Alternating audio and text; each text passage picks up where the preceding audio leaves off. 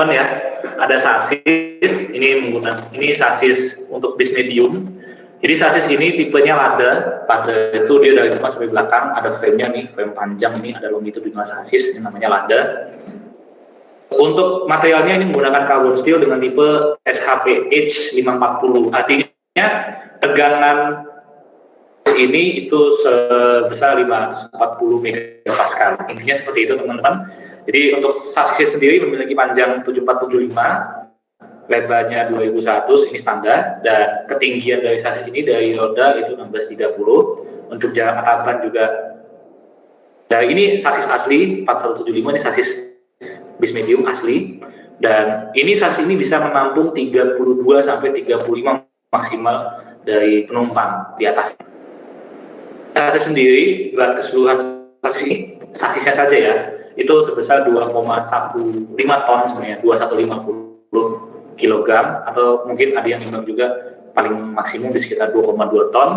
Nah, selain dia punya berat maksimum, berat si sasis itu, punya kemampuan daya kapasitas dari axle-nya atau dari as dari si sasis itu sendiri. Untuk bagian depan ini kekuatan maksimumnya sebesar 3 ton atau 30.000 Newton untuk bagian depan, dan untuk di bagian belakang itu sebesar 5 ton. Seperti ini, dan evaluasinya adalah kita ingin mengecek bagaimana distribusi tegangan sasis dan nilai maksimumnya berapa dengan beban bending dan torsion. Nah, untuk workflow secara singkatnya, jadi tadi kan sudah saya sempat jelaskan ada 3 proses yang harus kita lewati, yaitu pre-processing, solving, dan post-processing. Simulasi sasis bis itu sendiri, untuk pre-processing ya, ini ada 4 poin utama, yaitu 3D modeling, meshing. Nah, biasanya setelah mesh ini, sebelum masuk ke quality checking, ini ngecek evaluasi kualitas dari mesh yang dihasilkan. Biasanya sebelum masuk ke mesh quality check itu ada proses yang namanya repairing atau perbaikan dari modelnya, baik itu perbaikan geometrinya maupun perbaikan meshing itu sendiri. Repairing selanjutnya adalah mesh quality, dan yang terakhir adalah pendefinisian material dan property. Ini sudah selesai di tahap pertama. Nanti kita coba simulasikan. Kita nanti mulai dari material and property karena modelnya cukup kompleks. Ya, jadi untuk ini proses yang pertama. Untuk proses yang kedua itu bagaimana mendefinisikan setup-nya, analisisnya menggunakan bagaimana menginput constraint boundary condition, bebannya dari luar, yaitu beban bending dan torsion. Selanjutnya adalah simulasi ini yaitu linear static. Kalau misalkan kasusnya getaran berarti vibration analysis, jadi tiap analisis beda-beda gitu kan. Lalu nanti bilang, ketika apa yang ingin kita tampilkan, apa yang ingin kita jadikan acuan untuk desain. Jadi kita lihat dulu animasi resultnya dulu terlebih dahulu, lalu kita cek nilai tegangan maksimum pada setiap case, dan yang terakhir kita bisa menghitung dibandingkan dengan tadi kekuatan materialnya, apakah safe atau tidak. Teman-teman prosesnya, jadi langsung saja saya coba demonstrasikan di sini. Jadi ini desainnya sudah ada teman-teman ya. Jadi ini desain yang sudah jadi, sudah saya buat. Ini meshingnya cukup kompleks teman-teman, saya akui. Dari komponen bannya, frame-nya, nah ini komponen, ini anggap aja komponennya engine ya. Kita meshing kan, karena komponennya bukan menjadi komponen utama dalam proses analisis, jadi kita hanya memodelkan box-nya saja. Ya, ini komponen engine, dan ini bagian transmisi dan segala macam di bagian belakang. Ini berat totalnya, kalau saya cek itu sebesar berat total dari sasis ini itu sebesar 2117 ton atau 2117 kg seperti itu. Nah ini meshing-meshingnya bisa teman-teman lihat kualitas meshing yang dihasilkan. Teman-teman ya, di lubang juga meshingnya bisa. Juga ini ada pemodelan las-las ini di sini ya, balik join. Nah ini menggunakan multi point constraint atau pemodelan laut. Jadi pendekatan penggunaan model laut ya, menggunakan rigid body. Ini koneksi antara transmisi dan frame. juga ini ban dan Excel juga dikoneksikan dengan sasis ya.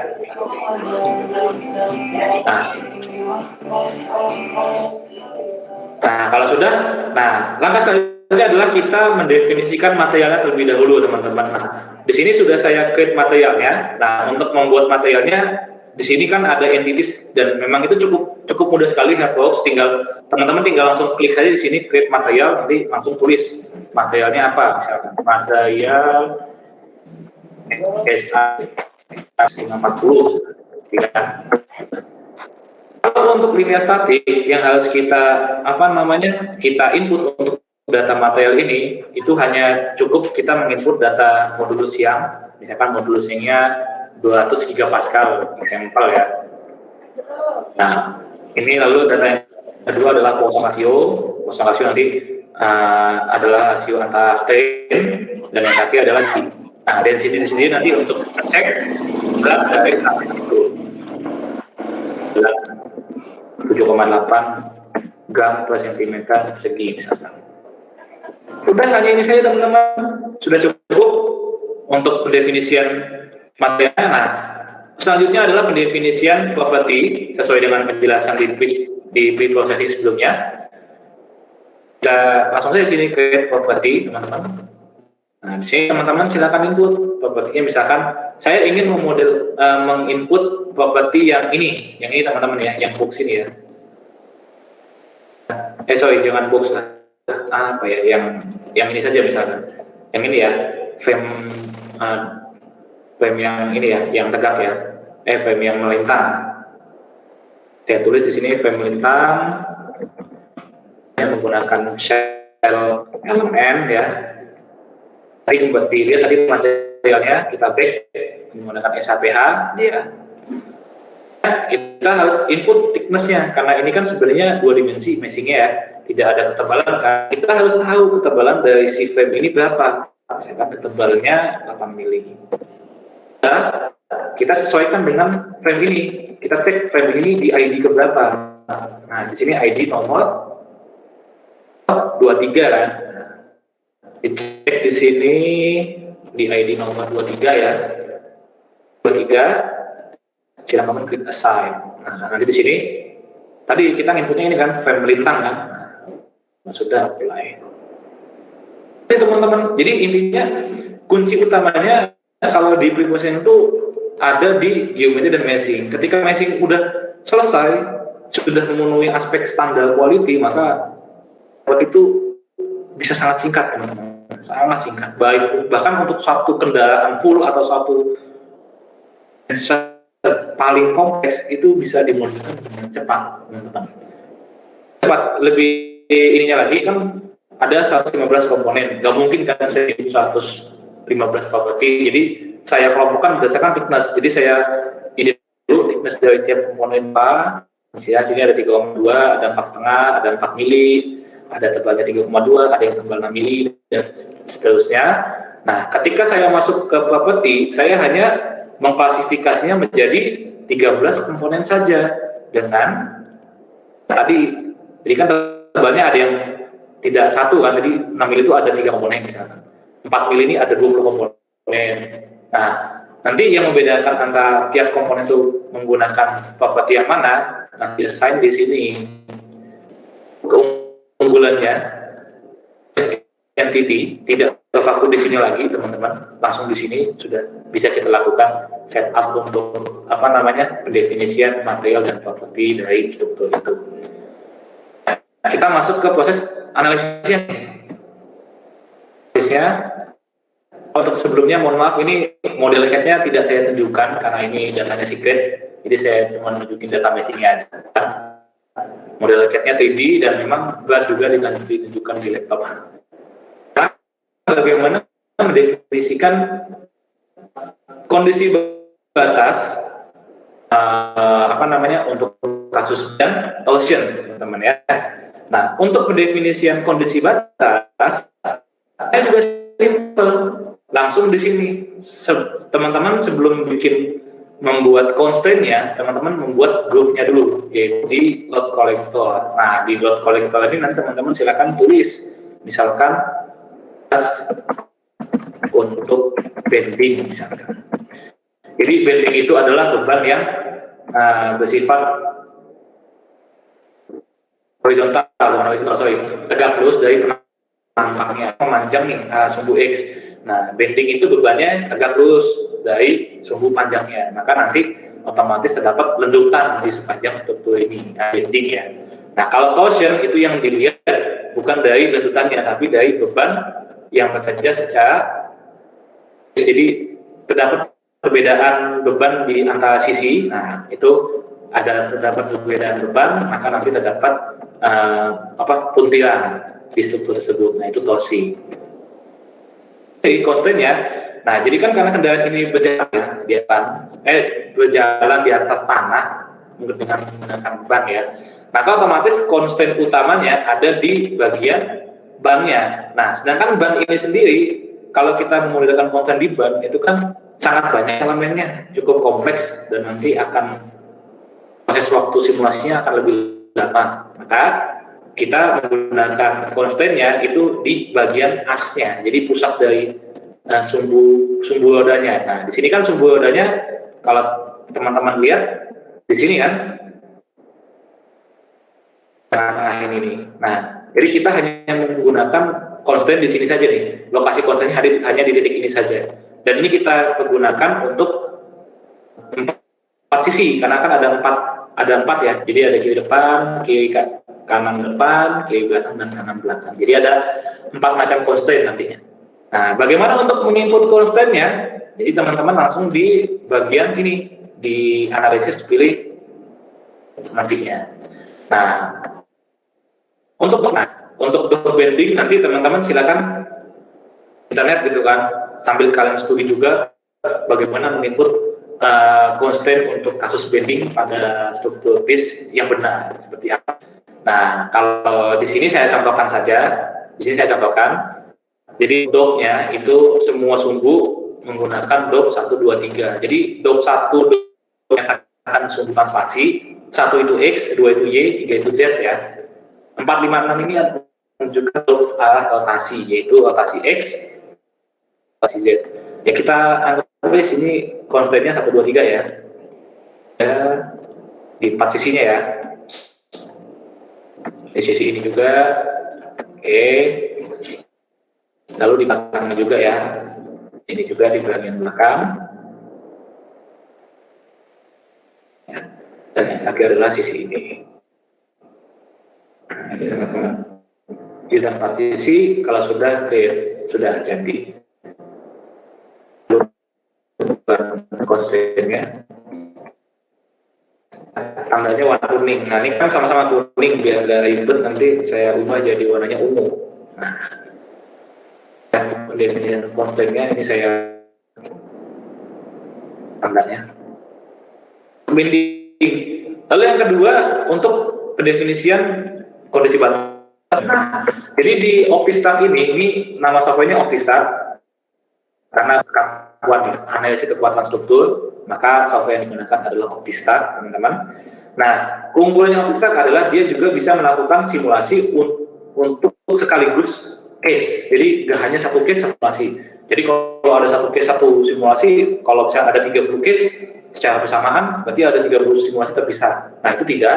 Hardbox juga bisa melakukan simulasi dengan jumlah total unlimited case. Misalkan ada 30 case, maka dia nanti bisa melakukan proses running 30 case secara sekaligus. Nah, itu untuk keunggulannya OptiStart ya, teman-teman ya.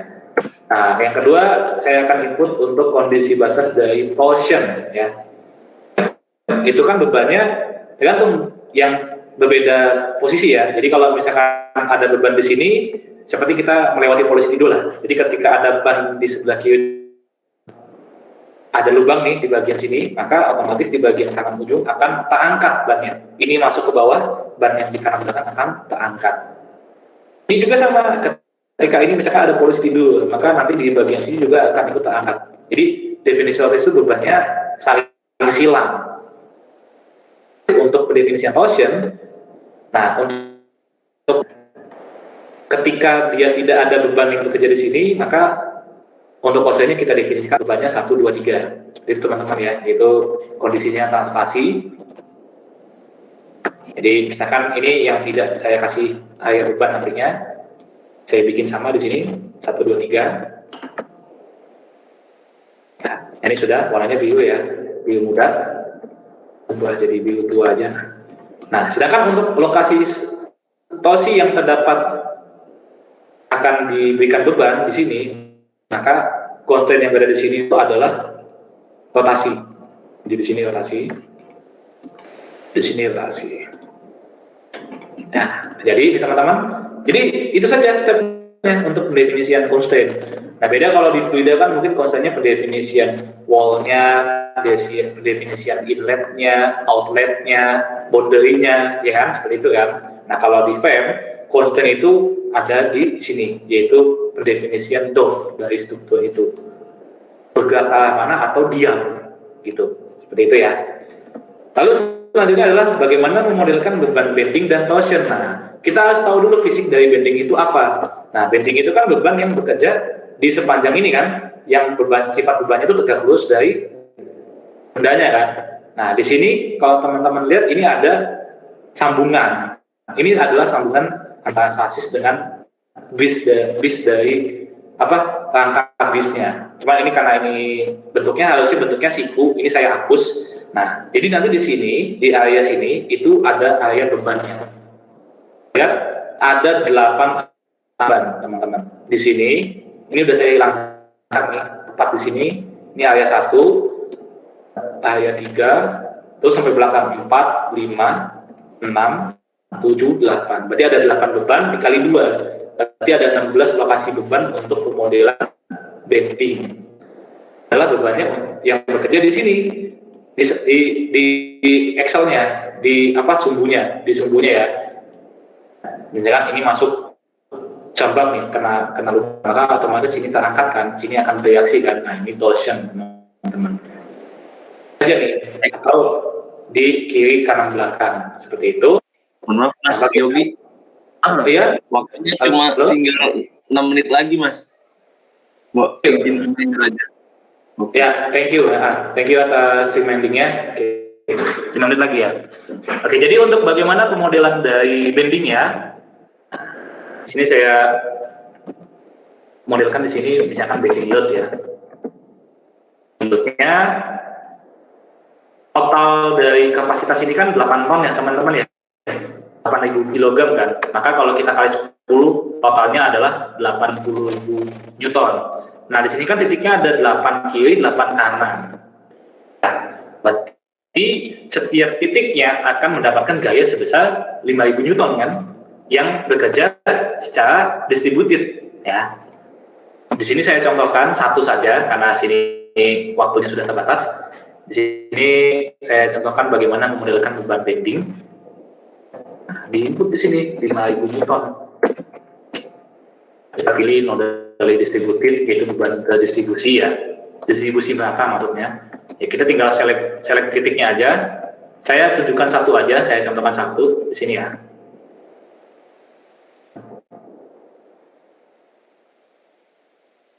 Di sini karena memang ini kan tempat bracket sasisnya, tempat sambungan antara sasis dengan frame dari bisnya. Nah, bebannya ada di sini. Nah, total bebannya ini kan 75,8 di tiap titik, maka beban total yang bekerja di sini itu totalnya sebesar 5.000 Newton. Seperti itu ya teman-teman ya. Bukan sumbu Y, sumbu Z. Sorry. Nah, seperti ini. Nah, ini lakukan hal yang sama untuk ke 16 sisi yang lain. Itu cara inputnya. Dan selanjutnya adalah untuk tosi ya. Ini saya salah input. Di sini tosi ya, tosi. Nah, tosi itu kan bebannya total 8 ton ya. Untuk di sini kan. Sedangkan di Excel depan itu 3 ton, di Excel belakang 5 ton. Nah, kalau kita bagi 2 akan menerima 1,5 ton, di sebelah kanan juga 1,5 ton, di bagian belakang maka akan menerima 2,5 ton dan 2,5 ton.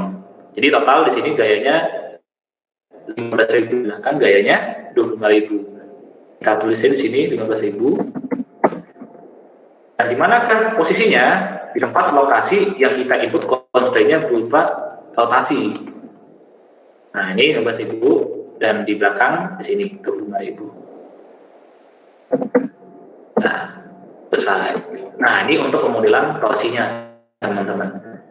Melakukan proses running simulasi, ada satu proses lagi di tahap solving, yaitu menentukan tipe analisisnya. Nah, untuk mendefinisikan tipe analisis struktur ini, maka menggunakan load step. Statik di sini ya. Di sini tulis statik. Untuk analisis stepnya di sini linear statik. Bending ya. Nah, yang mana nih constraint-nya? Kita harus milih constraint yang mana. Kita klik, misalkan ini kondisi batas bending. Ini bending load. Oke. Lalu ini torsi kita tinggal copy aja, duplicate, langsung tulis torsi. Kita tinggal ganti SPC, torsion, dan bebannya adalah dan bebannya adalah torsi.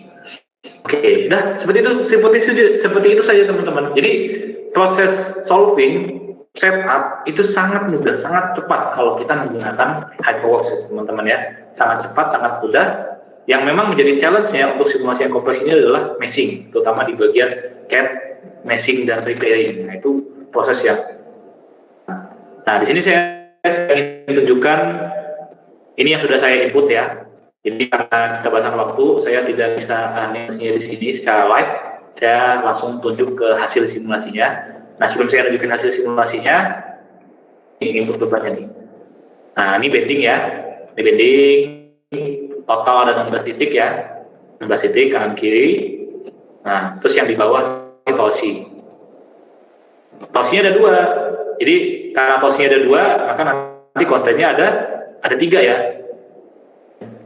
Ada constraint di sini di ujung, di depan kiri kanan dan kiri belakang, dan yang ketiga adalah kondisi bending. Dan langsung saja kita lihat ke hasilnya. Nah, di hasil yang harus kita cerna, yang harus kita perhatikan, hasil utamanya adalah tegangan. Kan kita ingin ngecek kekuatan struktur yang ingin kita bandingkan dengan kekuatan material. Kita langsung saja lihat ke tegangan kalau begitu. Kita klik apply. Nah, di sini sudah kelihatan nih, ada angka sekitar 288. Ini kalau saya ubah posisinya terbentuk desimal, nilai tegangannya sebesar 288 megapascal untuk kasus bending. Nah, di mana kan lokasi 288 ini? Kalau kita cek di sini, di mana kan lokasinya? Nah, di ujung ternyata. Nah, namun apakah benar hasilnya di sini? Nah, itu fungsi itu kita harus tahu teman-teman. Jadi kita jangan sampai, ketika hasilnya di ujung ini udah pasti benar, belum tentu. Ya, itulah kita tahu apa itu frame, bagaimana cara mendapatkan hasil yang benar dan akurat. Karena ini hanya demonstrasi saja, jadi saya tidak ingin menjawab apakah ini hasilnya benar atau salah. Kita lihat selain dari hasil ini, kita juga bisa ngeset fungsi tegangan. Jadi kita filter nilainya, misalkan filternya kita batasin 150 megapascal ya. Maka nanti kelihatan distribusi merah-merah nih. Nah, ini kalau merah-merahnya banyak, berarti memang kemungkinan besar ini adalah daerah yang cukup kritikal. Perhatikan nih teman-teman nih, yang nilainya 150 ini. Bending. Nah, ini saya ingin coba tunjukkan sedikit mengenai animasinya ya. Ini bending itu, biar teman-teman juga terbayang gitu. Ya, saya lihat ya. Oh, masih belum kelihatan. Nah, seperti ini teman-teman, bending nih. Nah, jadi di bagian bannya ditahan, ya kan? Nah, pengedan ini juga melendut, ini dipaksa melendut nih, akibat beban yang terdapat pada di bodinya. Maka ini jadi kritikal di bagian belakang nih, jelas sekali kan? Bending, kita set saja torsi ini. Ternyata torsi nilainya jauh lebih besar dibandingkan bending. Kalau kita cek tanpa filter ya, 415, tinggi sekali gitu. Jauh lebih tinggi dibandingkan bending. Jadi memang sebenarnya kesimpulannya adalah torsi ini jauh lebih kritikal modelannya daripada bending. Dan kita cek distribusi tegangan yang terjadi, misalkan kayak 200. Nah, ternyata posisi kritikalnya bukan di belakang, tapi di sini, di sambungan ini, depan, di bagian engine depan nih, dan di bagian axle-nya. Ini kan axle-nya termasuk kritikal bahwa di sini kan bebannya cukup besar tadi kan, ditambah lagi di sini ada area engine di sini di bagian depan, maka otomatis titik depan ini yang harus kita perhatikan kalau untuk bebannya torsion. Ya teman, demo pada pertemuan hari ini